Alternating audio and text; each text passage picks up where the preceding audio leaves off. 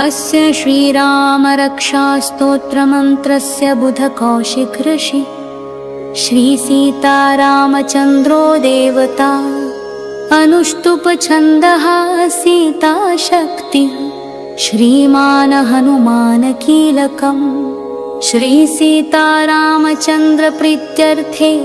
रामरक्षास्तोत्रजपे विनियोग।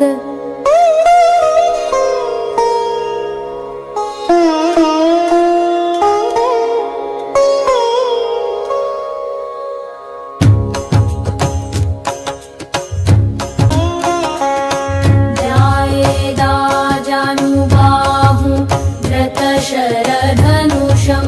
बद्धपद्मासनस्थं पीतं वासोवसानं नवकमलदलस्फटिनेत्रं प्रसन्नं वामाङ्कारूढसीतामुखकमलमिलल्लोचनं नीरदाभं नालनं कारदीप्तं दधतमुरुजटां मण्डलं रामचन्द्रम्।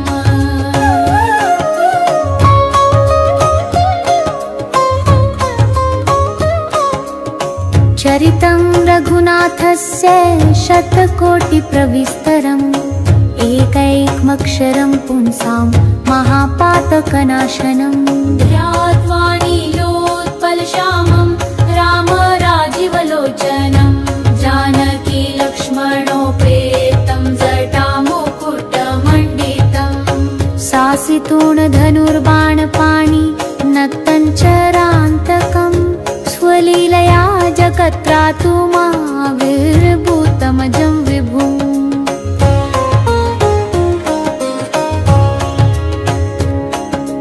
रामरक्षां पठेत प्राज्ञा पापग्नि सर्वकामदां शिरो मे राघव पातु भालं दशरथात्मजः कौसल्येयो दृशो पातु विश्वामित्रप्रियश्रुति घ्राणं पातु मखत्रातं मुखं सौमित्री वत्सलः जिह्वा विद्यानिधि पातु कण्ठं भरतवन्दितः स्कन्धौ दिव्यायुध पातु भुजौ भग्नेश कार्मुकः।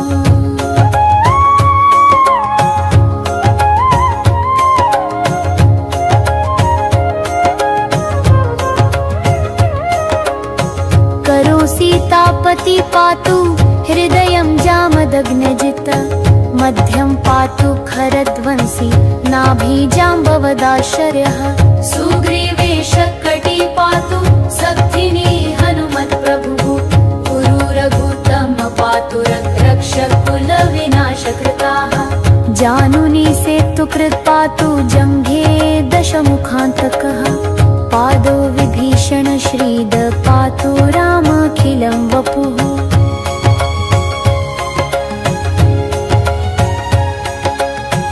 एता रामबलोपेता रक्षा यः सुकृति पठेत सचिरायुः सुखी पुत्री विजयी विनयी भवेता पातालभूतलव्योमा चारिणश्छद्मचारिणः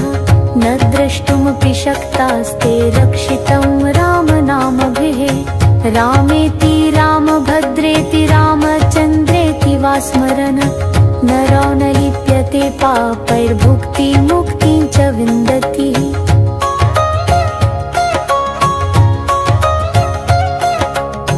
जगज्जयत्रैकमन्त्रेण रामनाम्नाभिरक्षितं यः कण्ठे धारयत् तस्य करस्थाः सर्वसिद्धयः।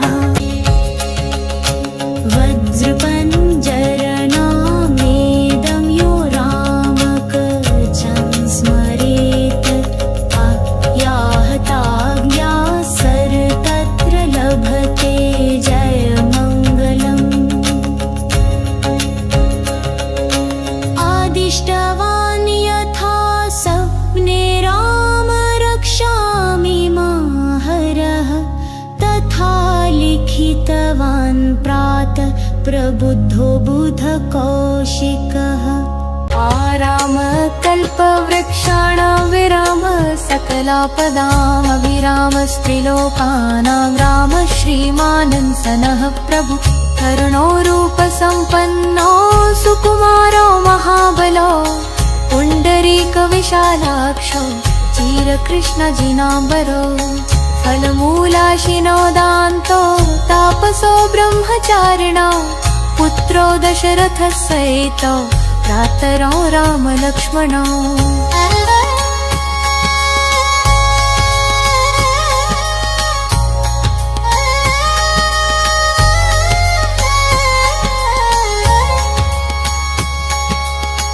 शरण्यो सर्वसत्त्वानां श्रेष्ठो सर्वधनुष्मतां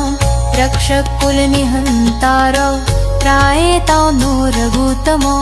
आत्तसज्जधनुषा विशुस्पृशा वक्षयाशु गनिशङ्गसङ्गिनो रक्षणाय मम रामलक्ष्मणावत्रतपति सदैव गच्छतां सन्नद्धः कवची खडाङ्गी चापबाणधरो युवा गच्छन् मनोरथान् नश्च राम पातु स लक्ष्मणः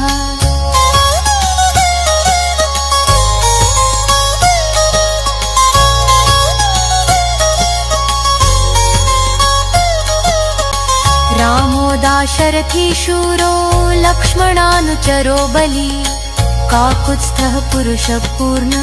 कौसल्येयो रघुत्तमः वेदान्तवेद्यो यज्ञेशः पुराणपुरुषोत्तमः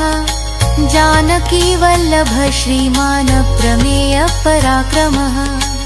इत्येतानि जपन् नित्यं मद्भक्तः श्रद्धान्वितः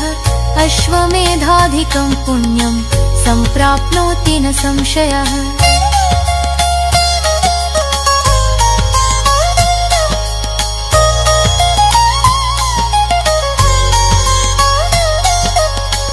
रामं दुर्वादलश्यामं पद्माक्षं पीतवाससं सुस्तुवन्ति नामभिर्दे वैर्नते संसारिणो नरः रामं लक्ष्मणपूर्वजं रघुवरं सीतापतिं सुन्दरं काकुत्स्थं करुणार्णवं गुणनिधिं विप्रप्रियं धार्मिकं राजेन्द्रं सत्यसन्धं दशरथतनयं श्यामलं शान्तमूर्तिं वन्दे लोकाभिरामं रघुकुलतिलकं राघवं रावणारिम्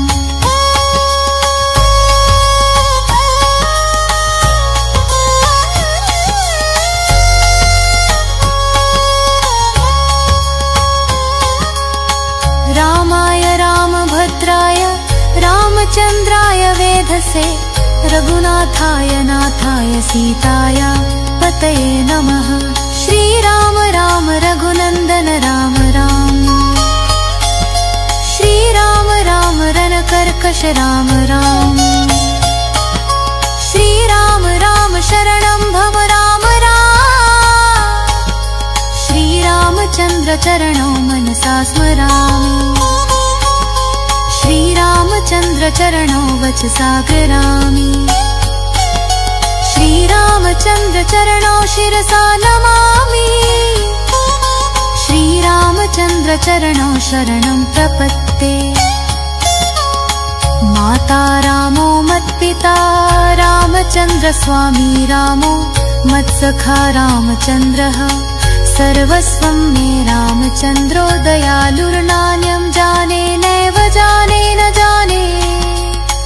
दक्षिणे लक्ष्मणो यस्य वामे च जनकात्मज पुरतो मारुति यस्य तं वन्दे रघुनन्दनं लोकाभिरामं रणरङ्गधीरं राजीवनेत्रं रघुवंशनाथं कारुण्यरूपं करुणाकरं तं श्रीरामचन्द्रं शरणं प्रपद्ये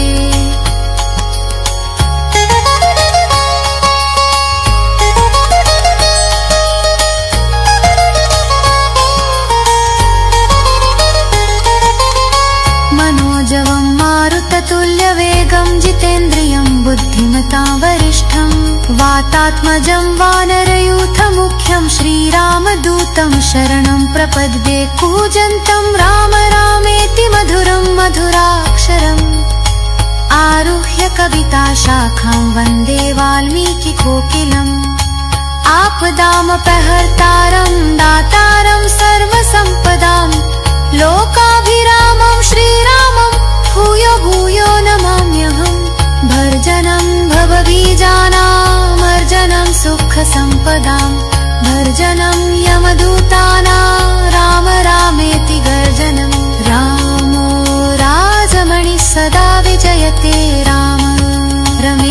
रामेशं भजे रामेणाभिहता निशाचरचमू रामाय तस्मै नमः। रामान्नास्ति परायणं परतरं रामस्य दासोऽस्म्यहं रामे चित्तलय सदा भवतु मे भो राम मामुद्धारय।